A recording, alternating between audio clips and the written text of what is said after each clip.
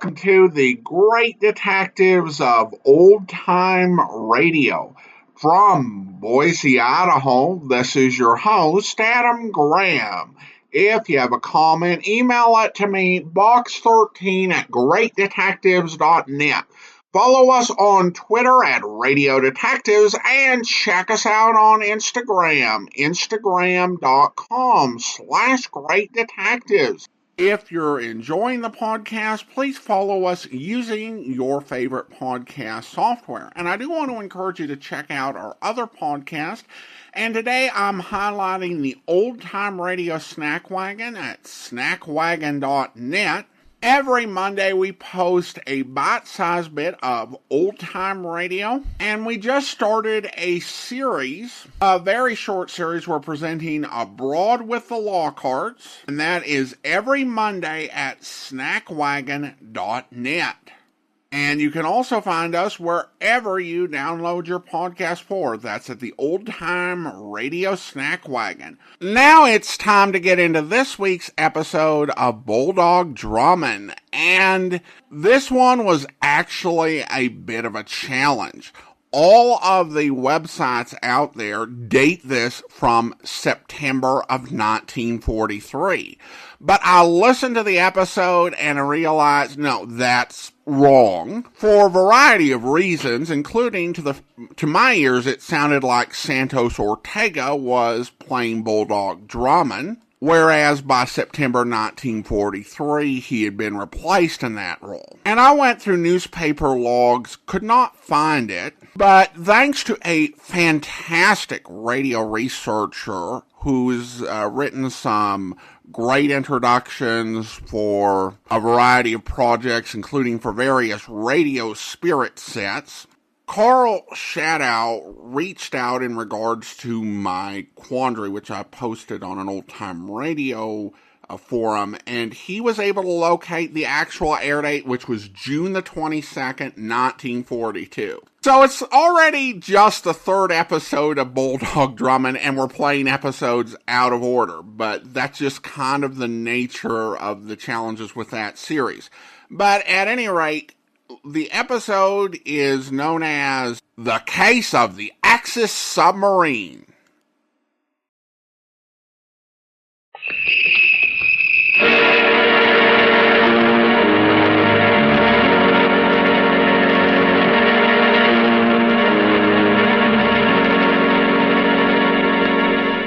Out of the fog, out of the night, and into his American adventures comes Bulldog Drummond.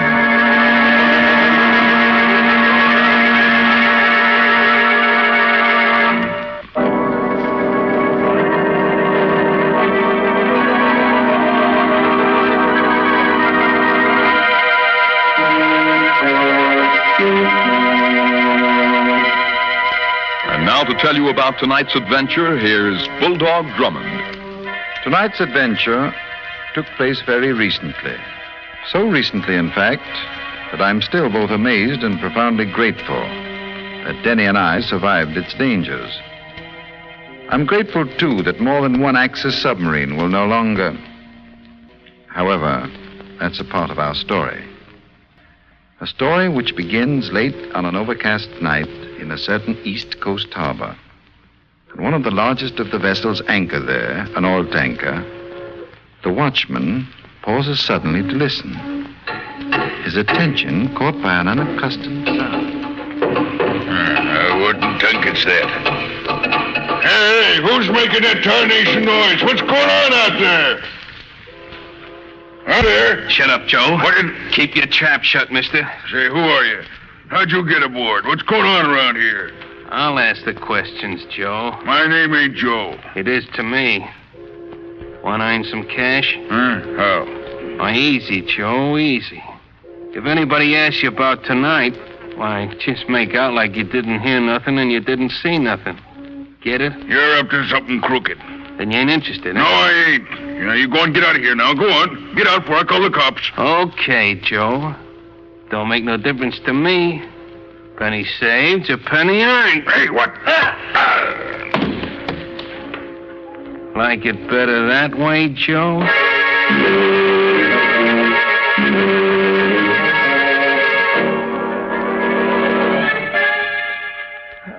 Heaven bless you, Captain Drummond, sir. Heaven bless you. I knew you'd help me. Yes, I will, Mrs. Regan. I will. I give you my word. Tim always admired you, sir. Happiest days of his life they was, them months when he was working as your gardener, sir. So when I seen it right in print that you was in town... You offered to let me help you, and quite properly, too.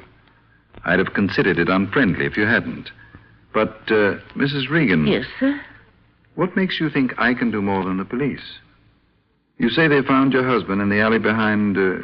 what was the name of that tavern? The Blue Pelican, sir. 'Tis near the docks and a horrible place it is, sir. Well, that sounds like it. And that was when? Oh, most a week ago now, sir. And they claim it must have happened in some kind of a fight. Claim my Tim must have been drunk. Said they smelled of liquor, something terrible. Tim smelled of liquor? I don't believe it. That's just it. Tim never drank a drop in his life, sir. I told the police. If the odor of whiskey was found on Tim, either he'd been forced to swallow it before his murder, or it was sprinkled on his clothing afterwards. His murderer had a reason for it.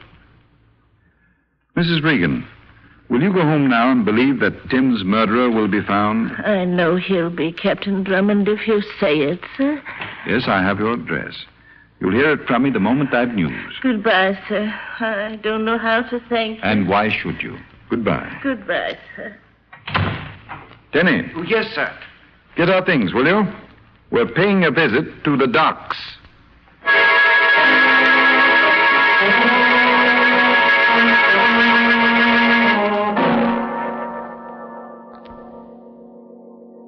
Any luck, Denny?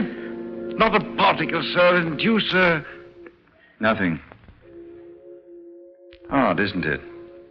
You think someone would have seen poor Regan leave his ship that night? You inquired of everyone I suggested? Everyone, sir. Surely, Denny, a watchman leaving an oil tanker that size would have been observed by someone. The fact that he wasn't seems to indicate that his means of departure must have been rather extra. Who's this fellow coming along the wharf? A most unpleasant-looking chap, sir. Yes, isn't he? Evening. Oh, good evening. I seen you guys around. Oh, yes? Private cops? Well, no, not exactly. Why? I heard you asking questions about Tim Regan, a watchman. Figured maybe his old lady hired you. No, Tim was our friend. Oh, I get it, Joe. Joe? Oh, that's nothing. Just a way of calling a guy. Yes? And so? Well, I seen Regan that night. I thought maybe you'd like to know. I seen him leaving his ship. Really? Yeah. Oh, and that guy was cockeyed, soused, walking on rubber legs. I was passing, see? And he yelled, didn't I want to go with him and get a drink? I told him to go soak his head. And then? Well, he got his drink, I guess. I didn't pay no attention. I just figured you'd like to know. Yes, indeed. Your information is of great value. Probably of more value than you realize. It's all right, Joe. Glad to help you out. Well, I'll be seeing you. Huh? Oh, yes. Yes, I'm sure you will. Denny. Yes, Captain Drummond, sir. That fellow said he saw Tim Regan drunk. He lied. If he lied, he undoubtedly had good cause. We're going to follow him. Oh, but, sir... Wait. What? Listen. Hear anything? Nothing, sir. Oh, do I? Like the dog that didn't bark in the night, that's very strange. If it kept on, we should still hear his footsteps. I wonder... Oh, don't get too close to the edge of the dock, sir. Denny, I think... Oh, Captain Drummond, sir! Captain Drummond, sir! Where are you? Where are you, sir?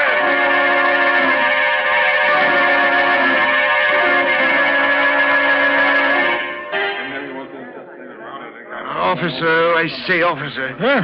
Oh, it's you. Have you... Nope. I'm sorry, fella. Got some of the boys operating the grappling hooks, and there's others still searching under the piers, but so far there hasn't been a sign of them. Oh, this is horrible. You didn't see him again after the shots were fired, huh? After you fell in? Oh, no, not even for a moment, sir. It was precisely as if he'd vanished into thin air, sir. Well, what likely happened, he must have got sucked under the pilings, and by now, with the tide going out for the last hour, the commissioner himself couldn't tell you where to look. But don't you worry. We'll find the body for you someplace. Oh, did you say the body? That's what I said. If you want his ghost, you'll have to see someone higher up than me.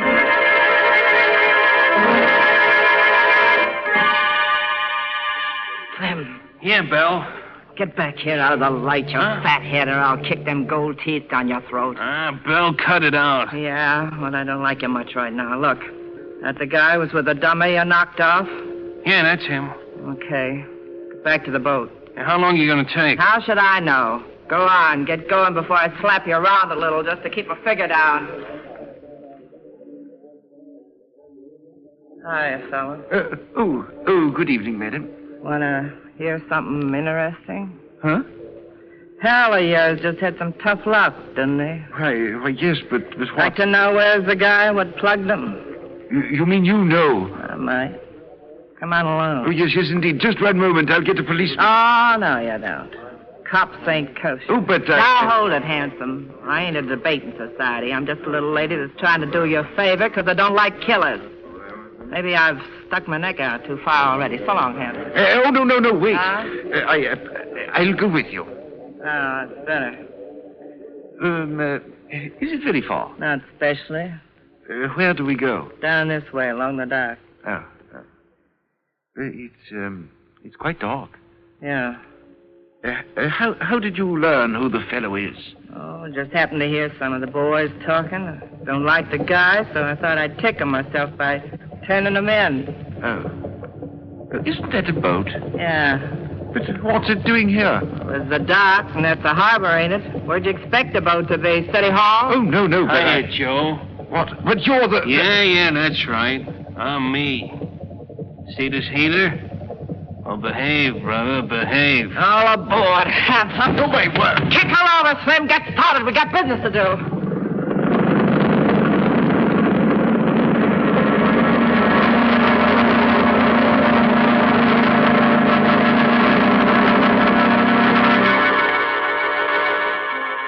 What is the desperate game that Belle and Slim are playing?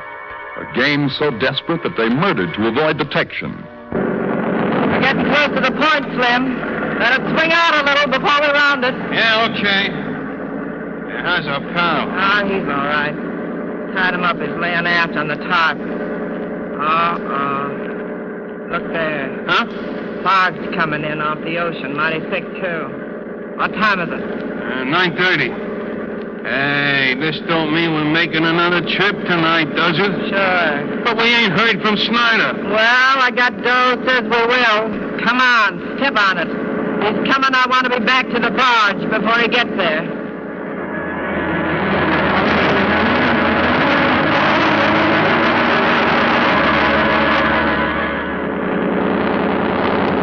Okay, cut the switch.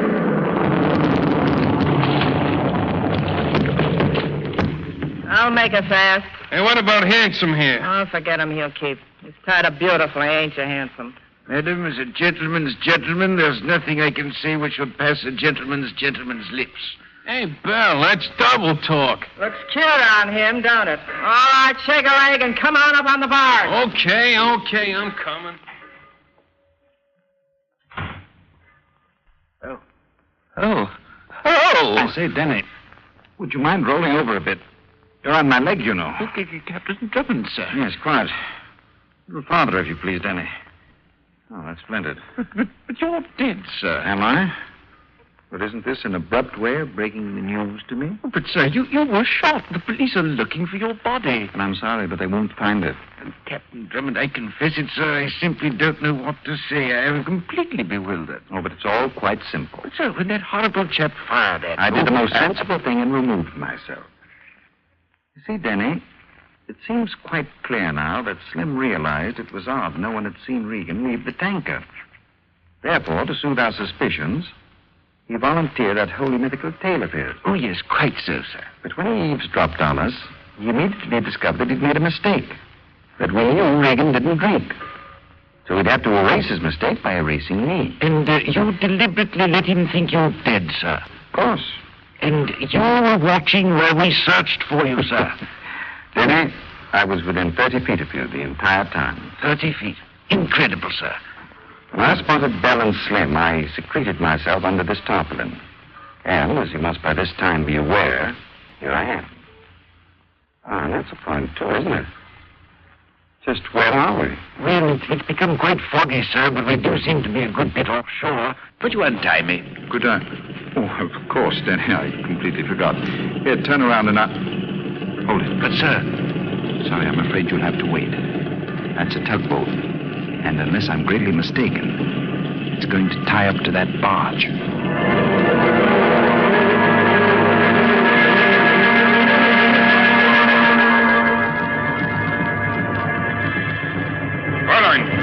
Oh, hiya, Snyder. Told Slim I'd have seen this frog coming, you Never mind that, Fräulein. There is not time. So please call Slim to the deck house. I must return to shore, but there are things it is necessary for you to know.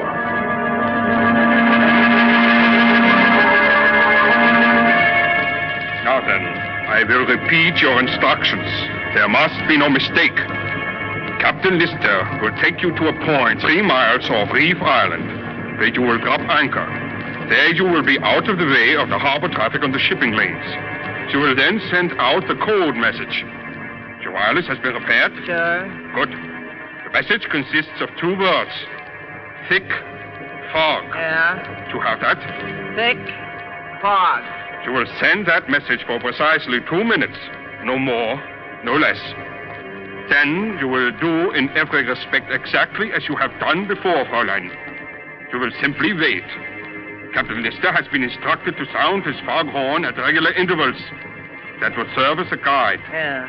You will be met by 2 submarines, both of them badly in need of the fuel carried on this barge. If you do not meet them, if they fail to receive this fuel... Goodbye, U-boats, huh? Yes, and also... Huh? Goodbye, Fräulein.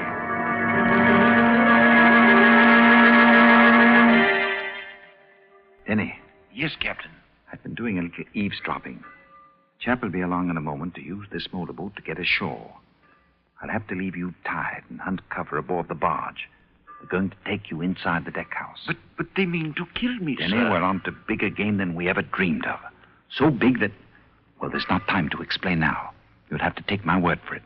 But trust me, will you? Of course, sir. Denny, you've got intestinal fortitude. Oh, really? Is it serious, sir? Serious. As a matter of fact, Denny, it may be the death of you.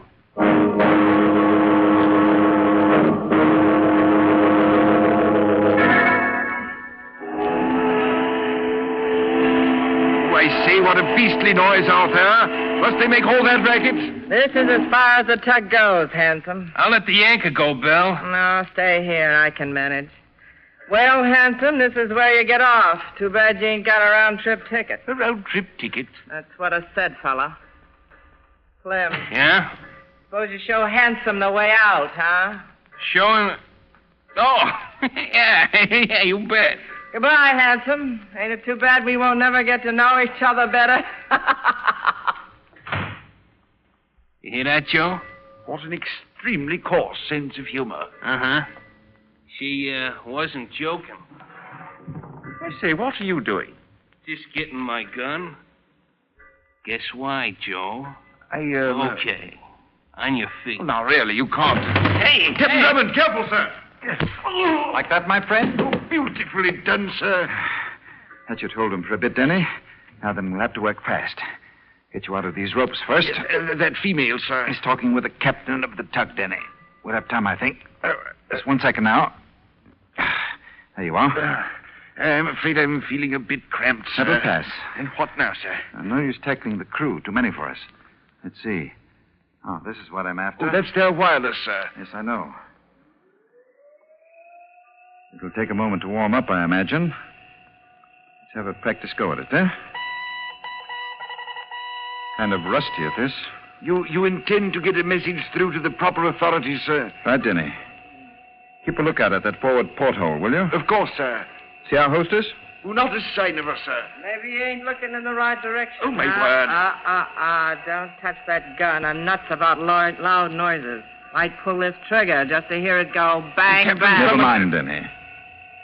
Good evening, Belle. Kind of cool, ain't you? You must be the gent Slim claimed he plugged. Oh, that Slim there on the floor? Yeah. Well, that's what he gets for taking too much for granted. Carter had it coming. Yes, Bell, I think he did. Just getting ready to use the wireless, huh? Okay, that's fine. Send out a message for me. Thick fog. Just them 2 words. You know how to spell them? I might manage. Any objection? Under the circumstances, no. Wouldn't be healthy to send anything but what I told you. Really?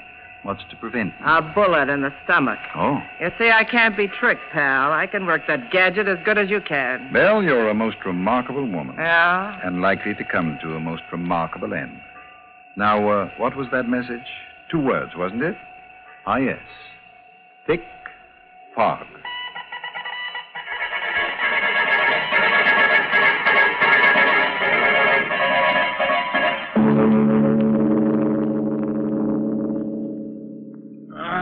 Hey. Looks like our friend Slim is coming around, Bell. About time, ain't it? Hey, Slim. Slim! Snap out of it. Well, how'd I get out of here on deck? They brought you out so you could get a little air. Oh. Say, you're the guy that slugged me. I'll let Little out of sorts, aren't you, Slim? I'll show you. Sit down. Wobbling on your pins like a kid. Yeah, I don't feel so good. Say, how come these guys ain't been bumped off yet? Simply that Bell's got a soft place in her heart for you, Slim. Huh? You see, she thought it would be a rather nice gesture if she waited until you could manage the, killing yourself. You know how women are. Sentimentalists. A wise guy, huh? Oh, and, while we're waiting for your submersible friends, oh, yes, where are they, I wonder? They'll be along. Don't let it worry you. What was you going to say? Well, several questions have been puzzling me a little. Tim Regan, for instance. You killed him, didn't you, Slim? Why should I tell you anything, Joe? Well, after all, neither Denny or I are likely to repeat it, are we? I guess you ain't. Yeah, I knocked him off. What about it? And smuggled his body into that alley behind the tavern? That's right. But why?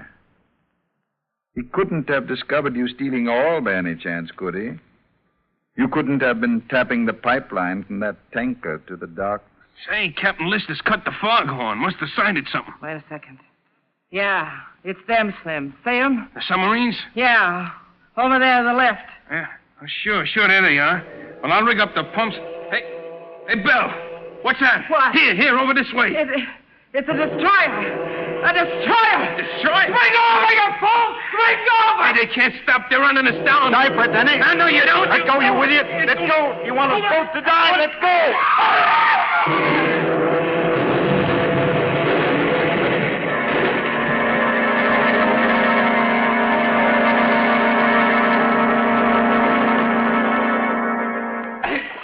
Fool, let go. You drown us, I tell you. You done it. I don't know how, but I'm gonna kill you.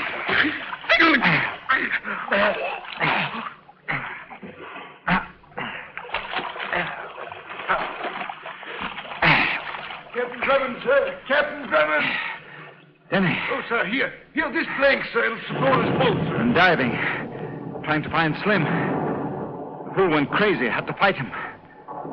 Afraid he's drowned. Can't seem to locate him at all. The explosions I heard, sir. Depth bombs. Destroyer going after those subs. I don't hear him now. Must be finished. Maybe they can pick us up. Ahoy, the destroyer! Hello!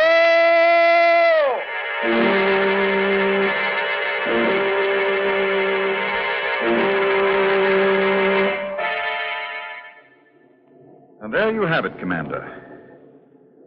At a cost of nothing more than a few buckled plates, you bagged yourself 2 submarines and an assorted litter of racketeers. What's more, you've got a lead to an enemy agent. Slim's gone, of course, but Bell can give you enough evidence for an indictment. Good hunting, eh? Excellent hunting, Captain Drummond. Begging your pardon, sir. Yes, Denny, what is it? Well, sir, perhaps I'm stupid, but really, sir, I still haven't the slightest notion how you managed to bring this destroyer to our rescue. It was very easy. I first sent out the code message, then changed my style of sending a bit and tapped out an SOS. An SOS, sir? Precisely. I gave a position beyond Reef Island so that vessels coming to our rescue from the harbor would be forced to approach near our actual position. Commander Davis here, thinking himself on an errand of mercy, heard the whistles of the tug and assumed it marked his objective. Oh, but, sir, how did you dare send such a message with that woman listening, sir? She'd warned you that she couldn't be tricked, sir, that she understood the operation of the wireless. On the contrary, Denny. Although she wasn't aware of it, she told me the exact opposite. Oh, but, sir, I distinctly heard her. Denny, you distinctly heard her try to bluff me. Slim was the wireless operator, not Bell. Why in the world else would she choose to keep us alive until he came to again? Oh, and speaking of the wireless, Commander, would it be possible to radio a personal message ashore? Well, Yes, I think in this case we might make an exception. It's to Mrs. Timothy Regan at 816 Water Street. Yes? Tell her the rat that killed Tim is at the bottom of the Atlantic. And, Commander, you spell rat N-A-Z-I.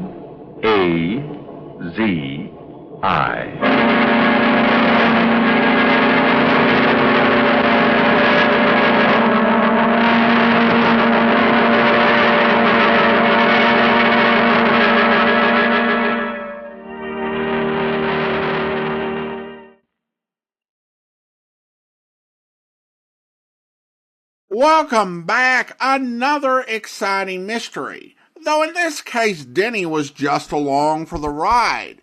And that was about it. Captain Drummond did the heavy lifting, and Denny didn't do much at all, but at least we didn't get stuck on some repeated meme like the whole reincarnation thing in the last episode. The ability to tell Bell was bluffing was nicely done, and I thought a good way to resolve the story.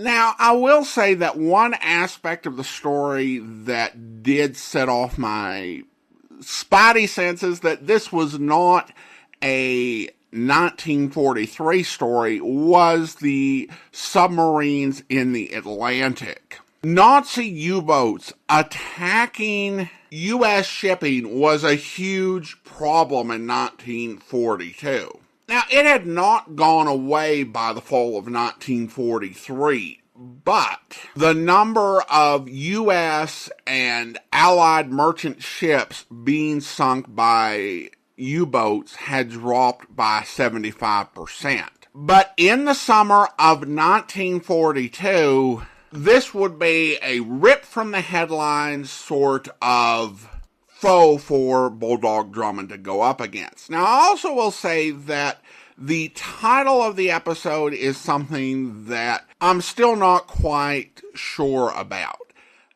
Mr. Shadow said that there was no mention of a submarine in the synopsis that he came across for the plot.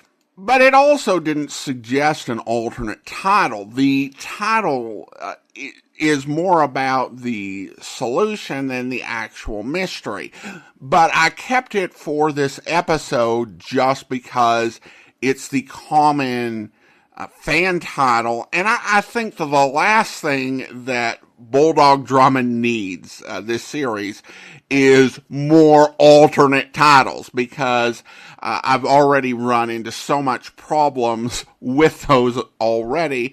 Plus, it's not really a spoiler given that Captain Drummond mentions it within the first minute of the story. At any rate, now we turn to listener comments and feedback, and we have some reactions to the first episode, and we start on Facebook. David writes, "Always a bit weird to hear these British characters transferred to an American setting. Looking forward to this series, however." Well, thank you so much, David. I definitely understand where you're coming from, because it was kind of an interesting radio trend for all of these British characters not named Sherlock Holmes to be transported to the United States for their radio series. This not only happened with Bulldog Drummond, but it was also done with Father Brown, in a series that also starred Carl Swenson, and Poirot. If I were to speculate on a reason for it, I would say that producing a weekly radio program, and you would be doing 39 or 52 episodes a year, depending, that it can be a bit complicated if you need to always have cast on hand that can do believable accents from the British Isles. Now, of course, the Sherlock Holmes programs did it, but they most likely had higher budgets. This became less of a practice after World War II, and in fact, there was a series called Pursuit, which we played quite a few years back and was recorded entirely in Hollywood, but was set in the United Kingdom. And then we had a few comments that were in a similar vein, and we start again on Facebook. This one comes from Richard. I found the sponsor audition segments interesting more than I thought I would. It was educational to hear the talk about the percentage of show fees being broken down, etc. Brains Benton wrote on Instagram, very interesting to hear this episode from the business side of old time radio. And over on the site called X, Daniel writes, I really enjoyed this episode. The story was entertaining, but the ad selling the show itself to advertisers was especially interesting. Thanks for presenting this for us. Well, thank you so much, and I'm glad folks found that interesting. I was thinking they would, and I do too. It's really intriguing to get these sort of candid, behind-the-scenes sort of looks at the radio business. And I've got one that I don't know when I'm going to get to it on the old-time radio snack wagon that's actually really interesting because it's a pilot episode and it concludes with the host actually having like a spoken letter to the sponsor, which is intriguing. And I will probably get into this on the old time radio snack wagon in a year or so, but I knew that this was just it's really fascinating to hear how these programs are pitched, as well as to see like pilots on television that we've been able to feature and the way they pitch them. I remember we played, and this was before we actually had hosted video theater. We did Michael Shane, and we played an episode which was the pilot for the Michael Shane TV series that had Brett Halliday, the writer of Michael Shane, come on screen to help pitch the TV series. So these sort of things are just really fascinating documents in history and how things work. And then finally we have a comment from Derek. Eesh, leave it to Bulldog Drummond to make Mr. Chameleon like Sam Spade. This was a rough one to listen to. I have a new appreciation for Dave Arnold. Happy Memorial Day. Well, thank you so much. I appreciate the email, Derek. And anyone out there who thought Denny was useless, well, you've been told otherwise. He's not useless to Dave Arnold. And then finally we have a comment from our listener survey from Jeff. Found you several years ago. Love our time. Live in the 1950s. Well, thank you so much, Jeff. Well, now it is time to thank our Patreon supporter of the day. And I want to go ahead and thank Chuck. Chuck has been one of our Patreon supporters since September 2022, currently supporting the podcast at the Detective Sergeant level of $7.14 or more per month. Thank you so much for your support, Chuck.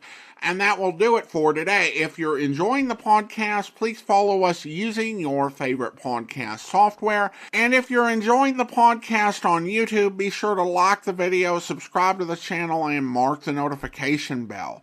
We will be back next Tuesday with another episode of Bulldog Drummond, but join us back here tomorrow for Dangerous Assignment, where Hey, Barry, are we pulling in here? Yes, only for a short time, however. It is a regular stop along the caravan route. Well, we'll get down, stretch our legs. I'd sure like to wash this sand out of my teeth with a tall schooner of beer. Down the street, there's a coffee house. Good, let's go. This way. I follow Barrett as we make our way through the caravan and the crowd of villagers who have come to bargain with the drivers. Then, as we reach the door of the coffee house... Look out! I duck down as the knife whips past and buries itself into the door over my head. Across the way, Mr. Mitchell. There's the man. Come on! I hope you'll be with us then. In the meantime, send your comments to box13 at greatdetectives.net. Follow us on Twitter at Radio Detectives and check us out on Instagram. Instagram.com/greatdetectives. From Boise, Idaho, this is your host, Adam Graham, signing off.